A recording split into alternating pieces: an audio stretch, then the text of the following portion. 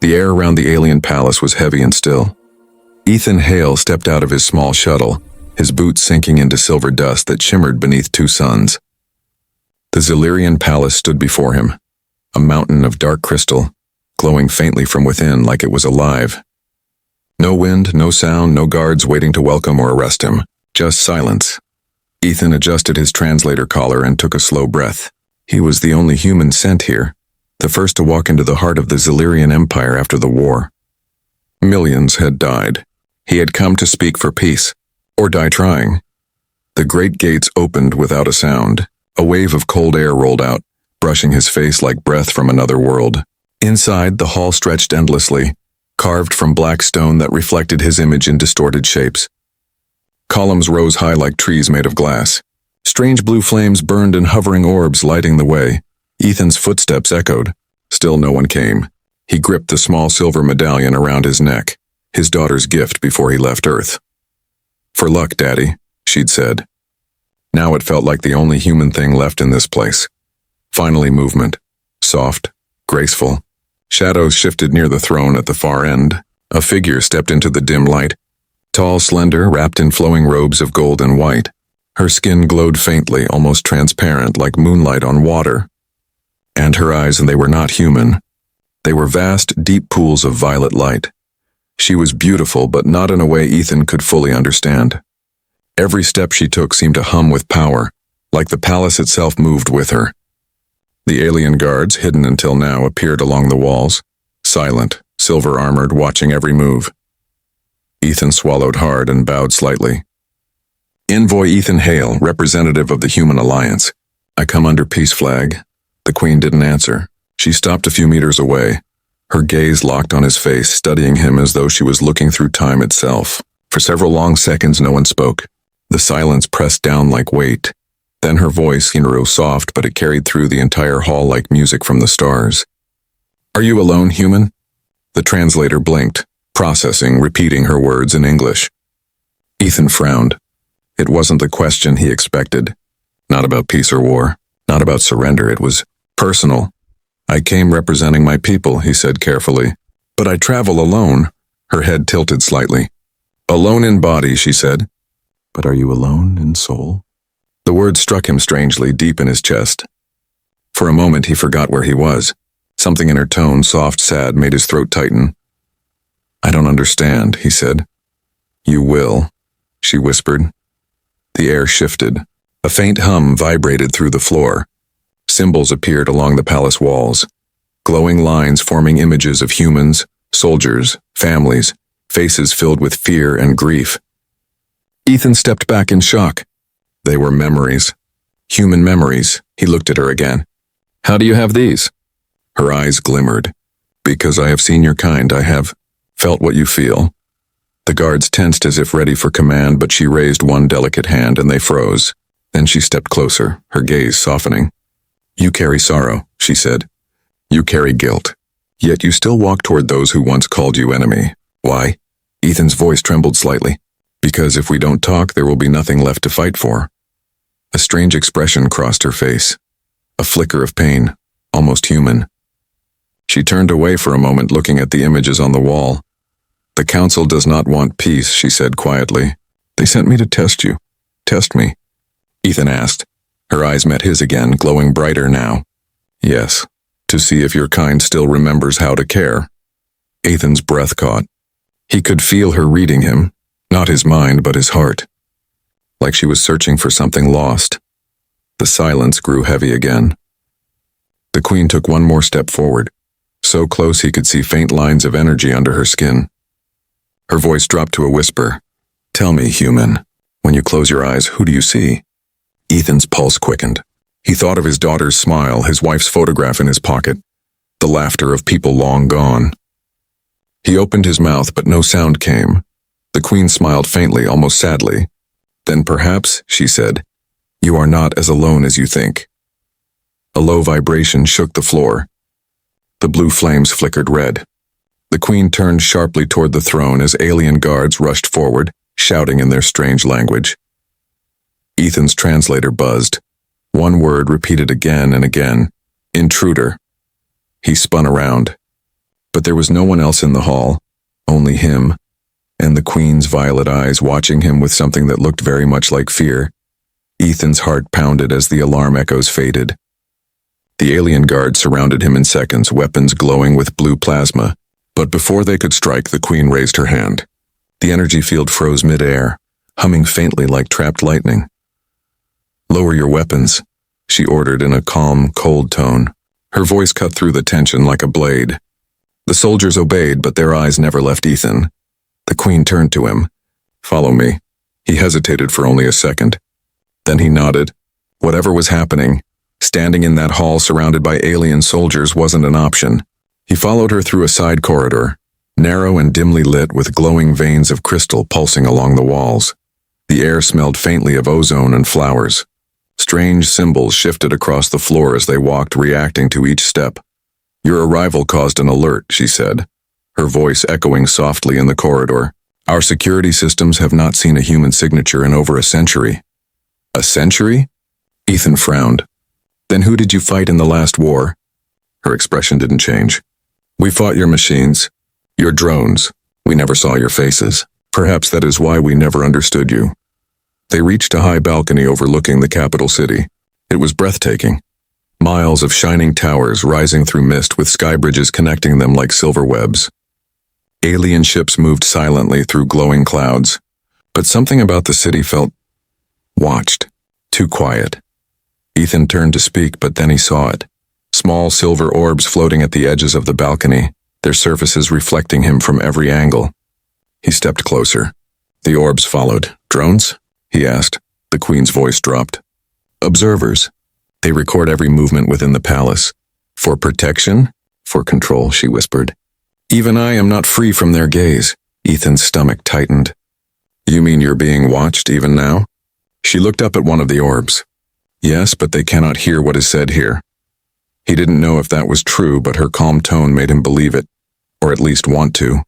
He studied her face. Up close, her beauty was almost unreal. The patterns beneath her translucent skin shimmered softly, like starlight beneath glass. But behind that elegance was something deeper. Exhaustion, maybe even fear. "You said you were ordered to test me," Ethan said quietly. "Why?" She turned away, her long robes fluttering in the breeze. "Because the Council believes humans are dangerous, wild, unpredictable, ruled by emotion.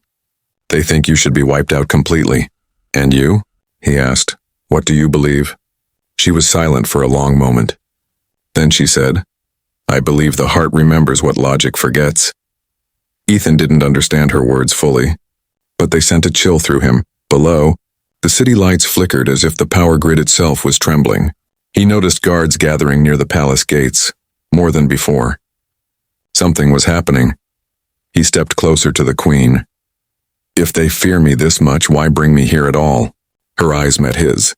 "Because they are afraid of me more than you." Before he could reply, one of the floating orbs made a sharp clicking sound. Its lens turned red. The Queen reacted instantly, sweeping her hand in a circle. The orb exploded silently, scattering bright shards of light into the air. "Someone is listening," she said quickly. "We must move." Ethan followed as she led him into another hall. The passage grew darker and colder the deeper they went. Strange murals glowed faintly along the walls, images of humans and aliens side by side, sharing food, building cities together. But each one ended in flames. "These are the records of our first contact," the Queen said softly. "Long before the wars, we lived together once, but power destroyed what peace began." Ethan touched one of the glowing images. It flickered, and suddenly he saw movement. A hologram projected a scene. A young woman in a lab coat speaking to an alien scientist.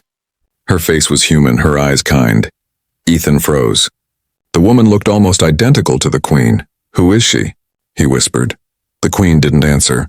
Her hands trembled slightly as she turned away. "A ghost," she said. "A memory I am forbidden to remember." Her words hung in the air. Ethan realized there were things she wasn't telling him. Secrets buried in the shadows of this palace. Suddenly, a metallic hiss echoed through the corridor. The lights dimmed. Then from the far end came a mechanical voice. "Unauthorized presence detected. Human subject must be detained." The Queen's eyes flashed. "Run!" she shouted. Ethan sprinted beside her as armored drones poured into the corridor, firing bursts of blue energy. Sparks filled the air. The Queen raised her hand, forming a glowing shield that shimmered like glass. The blasts struck at each one, making her stumble slightly. "Keep moving," she ordered. They reached a sealed door. The Queen placed her hand on a glowing pad, but it didn't open. She looked back, her voice tight. "They've locked me out." Ethan drew his plasma pistol, small, old, but still working, and fired at the control panel. The door groaned and slid open halfway. "Go," she shouted. They slipped through, the door slamming shut behind them.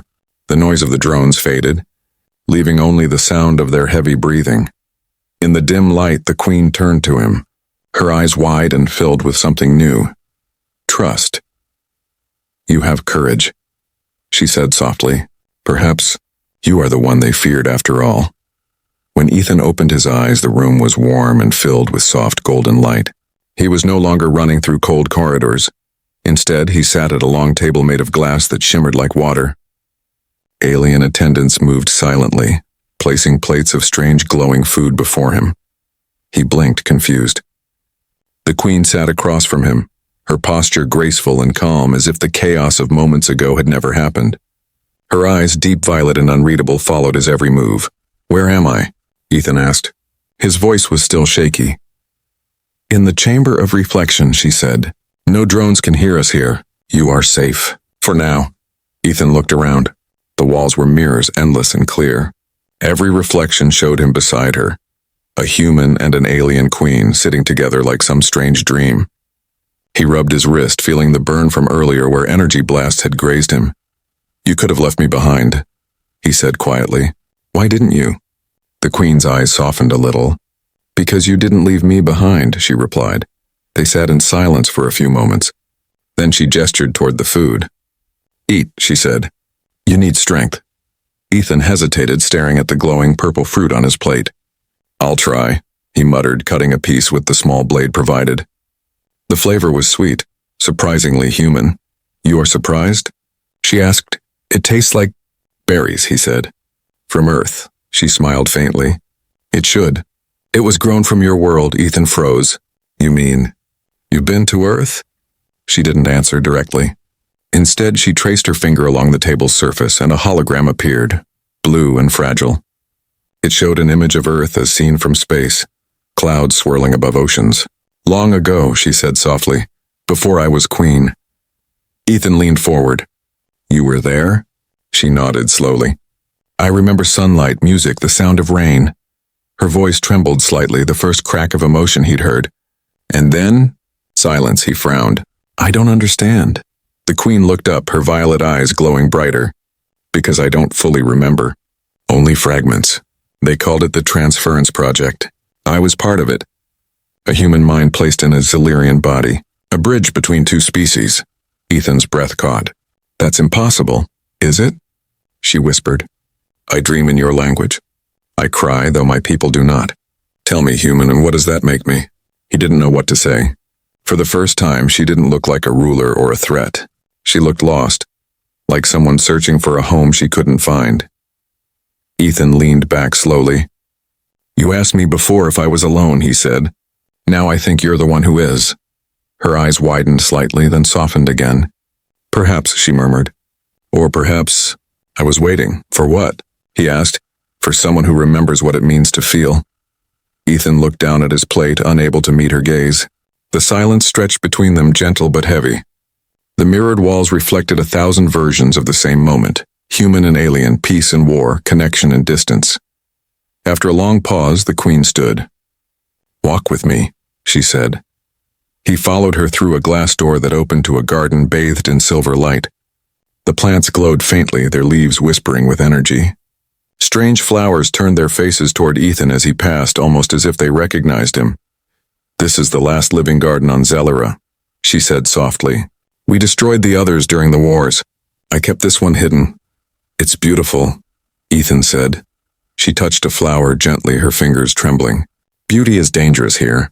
They call it weakness, and you?" Ethan asked. She looked at him, her expression unreadable. "I call it memory." Before he could answer, a faint vibration rippled through the ground. The garden lights flickered. The Queen's calm face changed. Her eyes darted to the horizon. "They found us," she whispered. "Who?" "The Council. They don't want this conversation." A metallic buzz filled the air. Above them, silver drones emerged from the mist, forming a circle. Ethan reached for his weapon, but the Queen raised her hand. "No, let me." Her eyes glowed white. Energy surged from her fingertips, forming a bright pulse that expanded outward. The drones froze midair, lights flickering. Then, silence. The power faded from her hands. She fell to one knee, breathing hard. Ethan rushed to her side. "You're hurt." She shook her head weakly. "Not hurt, just losing control." Ethan looked at her, confusion mixing with concern. "Control of what?" She lifted her gaze, eyes shimmering with tears. "Of what I am." Her hand glowed faintly again, and for an instant Ethan saw something. A flash of her face, human and young, smiling in sunlight. Then it vanished. He stepped back, stunned. You really were human." She didn't deny it. "Once," she whispered. "Before they made me forget." The Queen stood, straightened her shoulders, and looked into the glowing mist beyond the garden. "Tomorrow they will question you. They will decide if you live. But before that, there is one thing you must know." She turned toward him, her voice soft but firm. "Whatever happens next, remember this: not all monsters are born. Some are made, and some remember who they used to be." Ethan met her eyes, and for a brief moment he saw not an alien queen, but a lonely soul, reaching out across two worlds for understanding. The next morning, Ethan woke to the sound of footsteps outside his room. Heavy, metallic, echoing through the metal floors like the slow beat of a war drum. 2 guards entered. Tall, silver-skinned aliens with blank mask-like faces. Without a word, they gestured for him to follow. Ethan's body ached, but he stood. His mind replayed the Queen's words from last night. Some monsters remember who they used to be. He wasn't sure if she meant herself, or her people, or both. The guards led him through a long, curved hallway that descended deep beneath the palace. The air grew colder, heavier, charged with static. Strange symbols glowed along the walls. Human DNA strands mixed with alien geometry. "What is this place?" Ethan asked. Neither guard replied. When they reached a large circular chamber, the doors slid open with a hiss. The Queen was already there. She stood beside a massive cylinder filled with glowing blue fluid. Inside floated something, or someone. Ethan stepped closer, heart pounding. A human woman, her body perfectly preserved, eyes closed, hair flowing like dark silk in the liquid. He froze. The woman looked exactly like the Queen. "She's you," Ethan whispered. The Queen nodded slowly. "The original me." He turned toward her. "I don't understand." Her voice was calm, but her eyes shimmered with emotion. "You will. You deserve to know the truth." She pressed her palm against a control panel and the room dimmed. Holographic screens flickered to life around them, showing a timeline. Images of Earth scientists working beside alien figures. Machines exchanging energy, DNA spirals merging. "A century ago," she said, "your people made contact with us, the Xelyrians. We shared knowledge, medicine, and power. Together we began the Transference Project. The goal was simple: create a being that could live among both races and understand both hearts." Ethan watched in silence as the holograms shifted to show experiments, test subjects, both human and alien, merging their biology. Most ended in failure. "They chose me," she continued, "a volunteer scientist named Dr. Sarah Quinn. She offered her mind and body to science to prove peace could be more than words." Ethan swallowed hard. "And they succeeded?" The Queen's voice trembled slightly. "Yes, but not how they planned. The hologram changed. Sarah on a lab table, wires attached to her skull, alien machines pulsing with light. Her human form slowly shifted, bones glowing, skin turning translucent, eyes burning violet. When I woke, the Queen said quietly, I wasn't human anymore. My memories were scattered. The Xelyrian saw me as a miracle, the first of a new race. But the humans feared what I had become. Ethan could barely breathe. And the war began, she nodded. Yes, fear turned allies into enemies. When the fighting started, they erased my past and crowned me as their queen, the perfect ruler without emotion. But something inside me never died. She placed a hand over her heart, a small voice that whispered of sunlight and love. Ethan stared at her, and seeing me, Brought those memories back? Her lips curved into a faint, sad smile. Your eyes, she said softly. They reminded me of the people who made me human. A deep vibration shook the floor. The blue cylinder's lights began to flicker. The Queen looked at the door, then back at Ethan. The council has found out I brought you here, she said. They think I'm compromised. They believe my mind has been corrupted by human emotion. Ethan stepped closer. We have to get out of here. She shook her head. No, if I leave, they will destroy this place and everything inside it, including her. She nodded toward the floating human body, her original self. Ethan clenched his fists. Then we'll take her with us. The Queen looked at him, startled, then deeply moved. You would risk your life for me? He met her gaze firmly. You're not just an alien queen. You're proof that we're not so different. For the first time, she smiled. A real smile, small and human. Then perhaps hope still exists. A loud metallic bang echoed from above. Red lights flashed. A robotic voice filled the chamber. Containment breach. Terminate the Queen. The Queen turned to the cylinder, pressing several glowing symbols. The fluid began to drain. The woman's body inside slowly lowered as glass panels split apart. She must live, the Queen said. Her DNA holds the cure to what they fear most. Humanity's compassion. Ethan grabbed a nearby cloak, wrapping it around the limp human body as alarms blared louder. Go, Ethan, the Queen said, her voice trembling with power. Take her to the surface. I'll hold them off. No, he said firmly. I'm not leaving you. The doors burst open. Dozens of armored soldiers poured in, weapons raised. The Queen lifted her hands, her entire body glowing with radiant energy. Run! She screamed. Ethan hesitated, then turned and fled through the opposite corridor, carrying the fragile human form in his arms. Behind him, the Queen unleashed a storm of light, tearing through metal and armor alike. As he ran, the palace shook violently, walls cracking, alarms screaming. Through the roar, he heard her final words echo across the halls. Tell them what I was meant to be, not what they made me. The alarms screamed like dying stars. Red lights pulsed across the palace walls, painting everything in a deep crimson glow. Ethan ran, his heart hammering, his breath short. In his arms, he carried the fragile human body, the Queen's original form, pale and weightless as glass. The corridors twisted endlessly, every turn guarded by alien statues that seemed to watch him. The sound of metal footsteps echoed behind, soldiers in pursuit. Move faster, he muttered, gripping the woman tighter. His boots slipped on the polished floor. Every hallway looked the same, smooth, glowing, alive. A voice crackled through the palace comms. Human intruder detected. Queen Seraphis has rebelled. Terminate on sight. Ethan's chest tightened. Seraphis, so that was her real name. The Queen who had fought her own people to protect him, and the truth. He darted into a narrow passage, half hidden by shadow. The walls here were darker, older, covered in strange carvings. Human and alien faces intertwined in pain and wonder. This wasn't part of the official palace, it felt forgotten. A soft light flashed ahead. A figure stepped out of the mist. Ethan, a familiar voice called. He stopped. It was her. Seraphis herself, alive, though her body glowed faintly from within as if she was burning from the inside out. Her long white robes were torn and her eyes flickered like twin stars. You're alive, he said, relief flooding through him. Not for long, she whispered. The council released the purifiers, machines that erase life energy. We must reach the launch bay before they do. Ethan nodded. Then let's go. They ran side by side through the crimson halls. Drones swooped overhead, firing blue plasma bolts that shattered the floor. Seraphis raised her hand. A shimmering barrier of light flared around them, absorbing the hits. But each shot made her stagger slightly. You're weakening, Ethan said. She smiled faintly. Power has a cost, human. But for once I choose how it's spent. The next corridor split into two paths.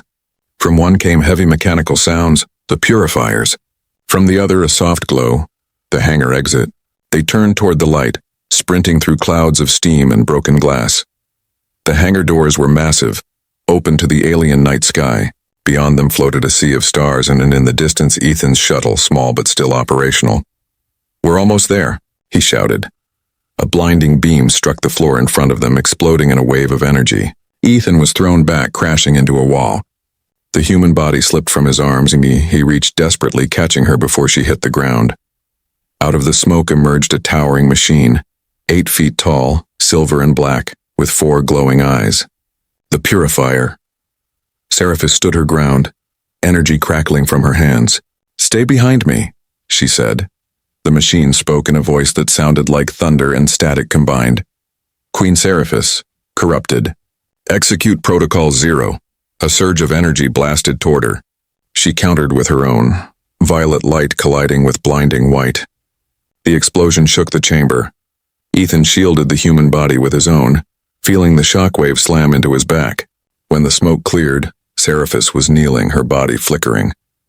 The Purifier was damaged but still standing, charging another shot. Ethan looked around desperately, then spotted a cracked fuel pipe sparking behind the machine. He grabbed his blaster, aimed carefully, and fired. The blast hit the pipe. Fire roared through the air. The Purifier turned too late.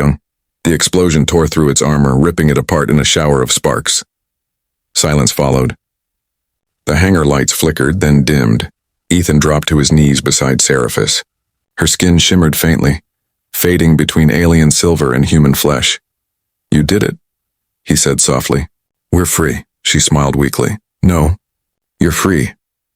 Her hand trembled as she reached out and touched the human body, her past self. "Take her to your world," she whispered. "She will finish what I could not." Ethan shook his head. "I'm not leaving without you." Her eyes met his, and full of warmth and pain. "Ethan, my energy is tied to this palace. When it falls, I fall with it. But through her, I will live again." The walls began to shake. The floor cracked beneath them. The sound of collapsing metal filled the air. "Go!" she cried. Ethan's throat tightened. "Seraphis," she smiled one last time. "Remember, human, kindness is the one power they will never control." A beam of light lifted the shuttle as he launched from the hangar. Through the glass, Ethan saw the palace crumble into fire. For a heartbeat, he glimpsed her figure, standing tall amid the flames, glowing like a star. Then everything vanished into the darkness of space. In the silence that followed, Ethan held the sleeping human form close and whispered, "You're not alone anymore." The shuttle sped through the dark void of space, flames fading behind it as the Xelyrian palace crumbled into dust. Ethan sat in the cockpit, trembling hands gripping the controls. His chest rose and fell fast, his heart aching with a strange mix of relief and grief.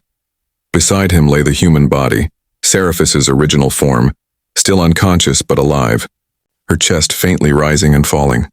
Her face was peaceful, untouched by the chaos they'd left behind. "Hold on," he whispered. "We're not done yet." He set the course for Earth, but before the ship could jump to light speed, the sensors beeped sharply. A massive energy surge appeared behind them. Ethan turned, sore, and froze.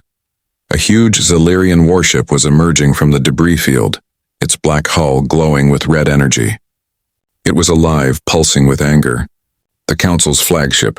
A voice echoed through the comms, calm, powerful, and cold. "Envoy Ethan Hale, you have taken what does not belong to you. Surrender the vessel and the human prototype or die." Ethan's stomach twisted. "They're tracking us." Then another voice came through, softer, familiar, trembling with both strength and sorrow. Ethan, his heart stopped. It was her, Seraphis. He looked out at the explosion-lit sky, and there she was. Her figure appeared on the warship's command deck, projected as pure light. Her alien form flickered, fading in and out like a dying flame. "Seraphis," he whispered. "You must keep going," she said. "They will not stop. They will destroy you. And her." "I can't leave you," Ethan said, shaking his head. "You saved me. You saved us all." "Come with me," she smiled sadly. "You don't understand. My energy is bound to the palace's core. The only reason I still exist is because I'm holding back the warship's reactor. If I let go, it will follow you." Ethan's throat tightened. "You'll die." "Not die," she whispered, her image flickering again. "I will become what I was meant to be, a bridge between worlds. But to do that, I must end the hate that created me." The Council's voice thundered again. "Queen Seraphis, cease your interference. Execute termination sequence." Her image turned toward the command deck, her eyes glowing brighter than ever. "No," she said softly. Not this time. Ethan watched as light began to pour from her body, streams of blue and violet energy flowing out like rivers of fire. The warship's hull started to crack. Energy waves surged through the void, shaking the shuttle. "Seraphis!" he shouted. "Stop! You'll destroy yourself." Her voice came one last time, calm and full of peace. "Ethan, tell them what we learned. Tell them that even in the darkest heart there is still light." The shuttle's sensors screamed as the warship imploded, collapsing in on itself in a burst of radiant light. The explosion painted the stars blue and white like a second dawn. Ethan covered his eyes. When the light faded, the ship's systems went silent. The radar showed nothing. The warship was gone. And so was she. He slumped forward, tears stinging his eyes. For a long time he didn't move. Only the sound of the ship's gentle hum filled the silence. Then beside him the human woman stirred. Her eyes opened. Soft brown, warm and human. She looked around slowly, then at him. "Where am I?" she whispered. Ethan's voice cracked. "You're safe. You're aboard my shuttle. He stopped, not sure how to explain everything that had happened. The woman touched her chest, confused. "I feel strange. Like there's another voice inside me." He swallowed. "That's her," he said quietly. "Seraphis." The woman frowned slightly. "Seraphis." She repeated the name as if it felt familiar. "Why does that sound like me?" Ethan smiled weakly. "Because it was you. In another form. Another life." She looked out the window, seeing the stars stretch endlessly before them. "Then, where do we go now?" "Home," he said softly. "To Earth. To start again." As the shuttle entered light speed, the stars became streaks of silver. For a moment, Ethan thought he saw something. A faint glow beside the ship. A figure made of light watching over them. Seraphis. Her expression calm, her eyes kind. He whispered into the empty air. "Thank you." The light faded slowly, leaving behind only silence and peace. Hours later, Earth appeared in the viewport, blue, alive, and beautiful. Ethan looked down at it, his heart heavy but hopeful. He turned to the woman beside him. "You don't remember everything yet," he said, "but one day you will. When you do, tell them who you were.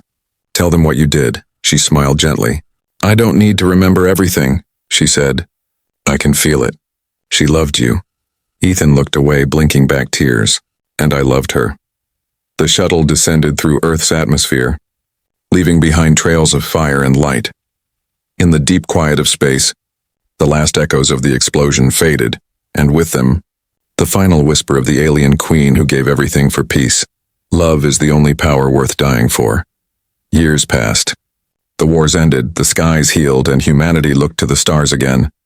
Not with fear this time, but with wonder. On a quiet hill outside New Geneva, a small memorial stood beneath a crystal dome. It was simple.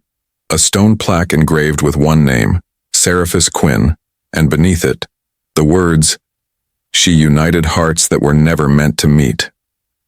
Ethan Hale stood there every year on the same day. The wind was cool, carrying the scent of the sea. He had grown older. Silver now streaked through his dark hair, and his once strong voice had softened. But the fire in his eyes remained. He looked up at the stars, thousands of them glittering like memories in the night sky. "You did it," he murmured. "You really did it." Behind him, soft footsteps approached. A woman's voice spoke gently. "You always talk to her like she can hear you." Ethan turned and smiled.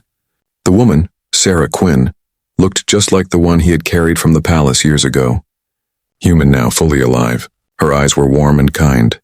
And though she never remembered her life as Queen Seraphis, sometimes her words and gestures carried traces of that lost being. "She can hear me," Ethan said softly. "I think she's still out there." "In the light between stars," Sarah smiled. "You sound like a poet, not a soldier." "Maybe she made me one." They stood together in silence, watching the horizon where the first of the new ships were rising, vessels built not for war but for exploration. Each ship carried the emblem of the Seraphis Initiative, the foundation Ethan had created in her name. Its purpose was simple: unity through empathy. Humans and aliens working together, rebuilding what had been lost. Across the galaxy, her message had spread like fire. The words she left behind, her final broadcast before her sacrifice, had been translated into 100 languages. Never let power silence the heart. To understand another is the first act of peace. Those words changed everything. Where once there had been fear, now there was curiosity. Where there had been hate, there was learning. Ethan reached into his pocket and pulled out a small pendant. Silver, shaped like a teardrop, glowing faintly with blue light. It was the same pendant Seraphis had worn, the one that survived the explosion. He pressed it gently between his fingers. "She taught me something," he said quietly, "that peace isn't born from victory. It's born from compassion, even when it costs everything." Sarah looked at the pendant and smiled softly. "Sometimes," she said, "when I dream, I see her, standing in a hall of light. She's smiling at me." Ethan's heart tightened. "Maybe that's because she is you." Sarah didn't answer. She just looked at the stars, her eyes reflecting their glow. A voice called out from down the path. "Mr. Hale, the council's waiting for your address." Ethan turned. A young Xelyrian boy, one of the new generation, stood there smiling. His silver eyes were bright, full of hope. Ethan nodded. "Tell them I'll be right there." When the boy left, Sarah touched Ethan's arm. "You still believe this can last, don't you?" He looked at her and smiled. "As long as someone remembers her story, it will." They walked together toward the city's glass towers, glowing softly against the night. As they entered the great hall, hundreds of humans and Xelyrians rose to their feet, applauding. Ethan stepped onto the stage. Cameras hovered silently, broadcasting across worlds. He took a deep breath.